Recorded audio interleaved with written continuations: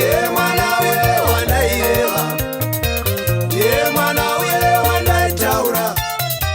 Vimbai mwana akanaka, mwanasikana chichekera waseshereni, chitora moyo pakapera shungu dzaMwari. Ndiye akatora moyo kwete wangu nega, tiri vazhinji vanomurumbidza, meso ake akapfekedzwa tsitsi nengoni. Ndiye mwana uye wandaireva, ndiye mwana uye wandaitaura. Vimbai mwana akanaka, mwanasikana chichekera vaseshereni, chitora moyo pakapera shungu dzaMwari. Ndiye akatora moyo kwete wangu nega, tiri vazhinji vanomurumbidza, meso ake akapfekedzwa tsitsi nengoni.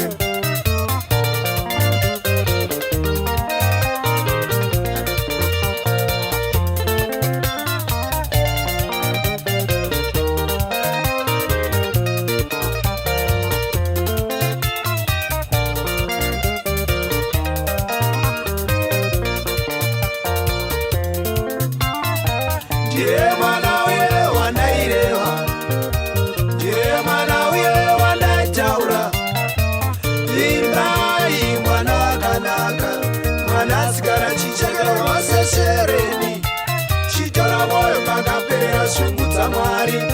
Ndiye akatora moyo kwete wangu nega, tiri vazhinji vanomurumbidza, meso ake akapfekedzwa tsitsi nengoni.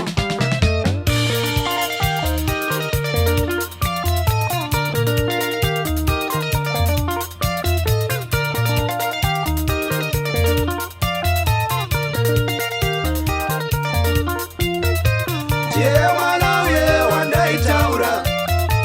Vimbai mwana akanaka, ndiye akatora moyo kwete wangu nega, tiri vazhinji vanomurumbidza. Ane moyo munyoro usina vamwe, moyo wake gumbeze rechando, mutsipa wake wenge bhiza ramambo. Vimbai mwana anetsika, ndiye mwana uye wandaitaura. Vimbai mwana akanaka, ndiye akatora moyo kwete wangu nega, tiri vazhinji vanomurumbidza. Ane moyo munyoro usina vamwe, moyo wake gumbeze rechando, mutsipa wake wenge bhiza ramambo. Vimbai mwana anetsika.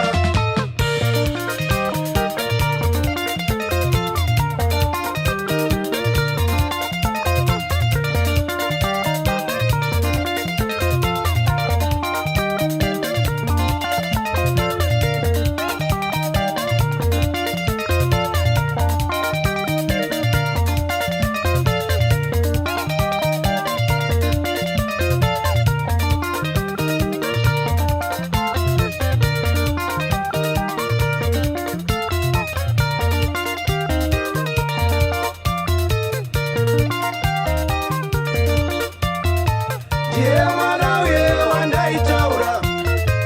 Vimbai mwana akanaka, ndiye akatora moyo kwete wangu